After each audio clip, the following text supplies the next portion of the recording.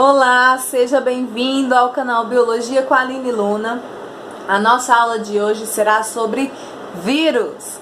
Com certeza você deve ter um pouquinho de conhecimento a respeito deles, principalmente se eu falar para vocês sobre dengue, gripe, AIDS, hepatite. Vocês já devem ter ouvido falar nessas doenças. Pois é, todas elas são doenças causadas por vírus. Vamos começar falando que os vírus, eles dividem a comunidade científica em dois lados. O lado que acredita que eles podem ser classificados como seres vivos e o lado que diz que eles não são seres vivos, não. E que característica deixa esse pessoal em dúvida? A presença de célula, tá? Que não existe nele. Como assim? Quando a gente quer estudar um ser vivo, uma das características que a gente normalmente utiliza para caracterizá-lo é a presença de células, que não é o caso do vírus. O vírus não possui célula. E aí, para alguns cientistas, já exclui ele da classificação de seres vivos. Mas para outros cientistas, o fato dele ter metabolismo, o fato dele poder se reproduzir, são características que podem colocar ele no grupo dos seres vivos. Como não tem uma definição, uma certeza, é esse ponto, não existe como a gente definir se é ou não. Fica aí você pensar o que é que você acha. Mas lá na sua provinha, o que é que pode vir perguntando? Qual característica divide a comunidade científica na classificação dos vírus como ser vivo ou não? E aí você vai dizer que é o fato dele não ter célula, certo? Aline, mas se ele não tem célula, ele é composto por quê? O que tem nele? Ele é composto basicamente por proteínas e ácidos nucleicos, tá? Os componentes principais dos vírus. Outra característica dele é ele não ter metabolismo próprio. Ué, Aline, você acabou de falar que alguns cientistas dizem que ele é ser vivo pelo fato dele realizar atividades metabólicas? Sim, ele realiza atividades metabólicas, mas para isso ele precisa invadir uma célula, tá? Então, por isso que a gente diz que ele é um parasita intracelular obrigatório. Tudo isso pelo fato de, para ter as suas atividades metabólicas, para se reproduzir tudo, ele precisa ter invadido uma célula hospedeira, tá? Ele vai ser um parasita intracelular obrigatório. Outra característica, o material genético dele, em regra, é DNA ou RNA. Porém, como para toda regra existe uma exceção, existe o vírus chamado citomegalovírus, que ele possui DNA e RNA. Os outros vírus possuem um ou o outro, não os dois. Você já percebeu que existem doenças para as quais a gente tem que estar tomando reforço de vacina?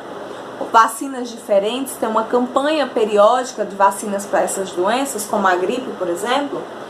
Por que será que isso acontece? Porque os vírus, eles têm uma alta capacidade de sofrerem mutação. E aí, por exemplo, a vacina que eu tomei ano passado pode não ser efetiva contra o vírus que está em ação no momento, porque ele pode já ter sofrido alguma mutação e aí aquela vacina não é mais viável, certo? Então, por isso, muitas vezes, muitos deles têm uma vacina com um período que a gente tem que estar tomando novamente. Existem vírus que têm um poder maior de mutação e outros que não sofrem mutação com tanta frequência. Agora a gente vai falar um pouquinho a respeito da estrutura dos vírus. Acompanhe a imagem que eu vou colocar para vocês. Aí eu tenho um vírus e essa parte externa do vírus, que tem tipo umas setinhas amarelas, é o envelope.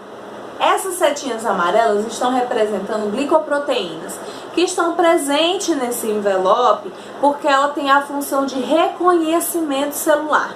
Ela vai reconhecer as células em que o vírus ele vai fazer a invasão. Essas bolinhas verdes são os capsômeros, que são proteínas. E a união, o conjunto desses capsômeros a gente chama de capsídio. Dentro desse capsídio, essa cápsula, né, chamada capsídio, eu tenho material genético do vírus, o DNA ou o RNA.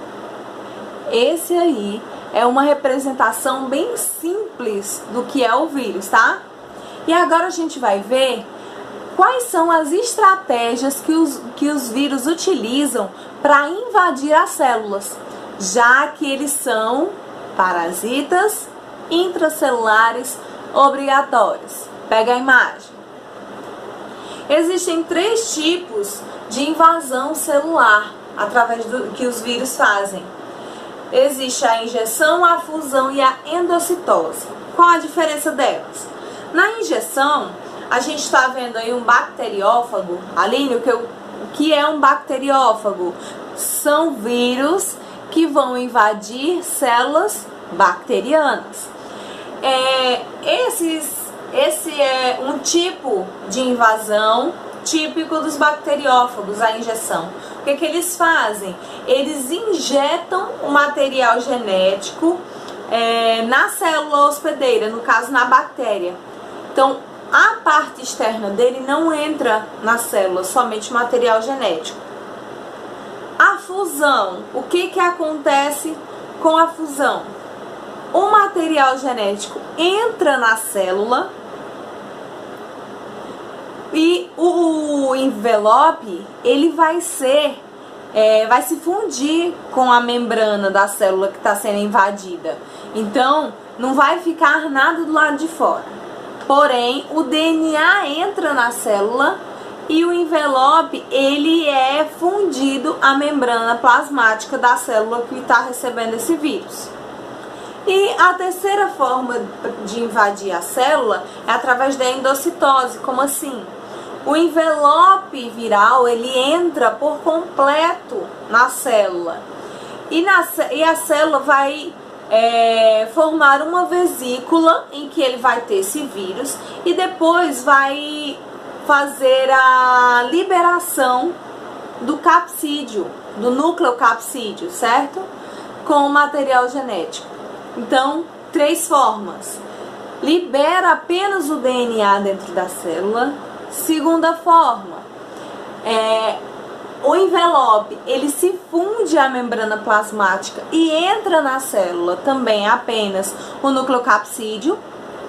E quando o vírus entra completamente, formando uma vesícula de endocitose, e só depois disso que é liberado apenas o núcleo capsídeo viral dentro da célula. O que vai acontecer depois disso? Depois que o vírus entrou na célula, ele vai fazer sua atividade metabólica. Lembra que é só aí que ele pode realizar suas duplicações, dar origem a novas partículas virais para poder disseminar esses vírus no organismo. Então vamos ver aí como é que ocorre essa divisão, esse ciclo viral no indivíduo quando ele invade a célula.